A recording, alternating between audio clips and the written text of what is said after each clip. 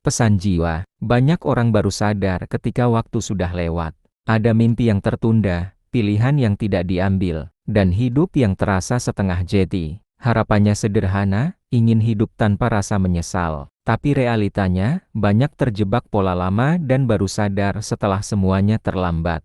Penyesalan tidak muncul tiba-tiba, ia tumbuh dari pola pikir dan kebiasaan yang dibiarkan berjalan tanpa arah. Kabar baiknya, ini bukan cerita yang jauh dari kehidupan anak muda. Sangat mungkin diubah, dan berikut sudut pandang yang bisa menggesernya. Pertama, menunda pilihan sama dengan memilih diam. Banyak orang mengira tidak memilih adalah sikap aman, menunggu waktu tepat, kondisi ideal, atau kepastian dari luar. Tanpa sadar, hari terus berjalan dan kesempatan lewat begitu saja. Diam juga keputusan, hanya saja hasilnya jarang disadari. Saat seseorang berani mengambil pilihan, meski belum sempurna, penyesalan mulai kehilangan tempat karena hidup benar-benar dijalani. Kedua, hidup mengikuti ekspektasi orang lain. Banyak penyesalan lahir dari hidup yang terlalu menyesuaikan, mengejar apa yang dianggap aman, bergengsi, atau dibanggakan orang lain, sambil menekan suara sendiri. Saat ekspektasi luar dilepaskan, muncul ruang bernapas. Hidup terasa lebih jujur. Penyesalan berkurang bukan karena semua berjalan mulus,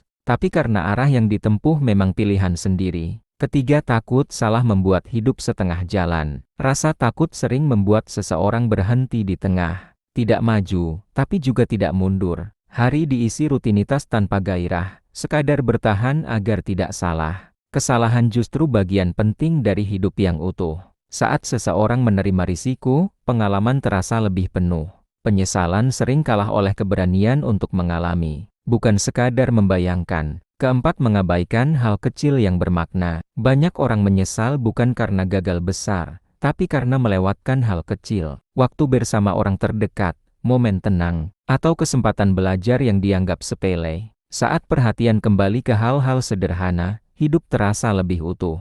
Penyesalan tidak punya banyak ruang ketika seseorang hadir penuh di momen yang sedang dijalani. Kelima, menunda mengenal diri sendiri. Banyak orang sibuk mengejar versi sukses, tanpa pernah benar-benar mengenal dirinya. Apa yang penting, apa yang ingin dijaga, dan batas yang perlu dihormati sering diabaikan. Mengenal diri bukan proses cepat, tapi ia mencegah penyesalan panjang. Saat seseorang paham dirinya, keputusan terasa lebih selaras dan hidup tidak dijalani dengan rasa asing. Penyesalan tidak hilang karena hidup menjadi sempurna. Ia memudar ketika pilihan dijalani dengan sadar dan jujur. Di titik itu, hidup mungkin tetap berantakan, tapi tidak lagi terasa sia-sia.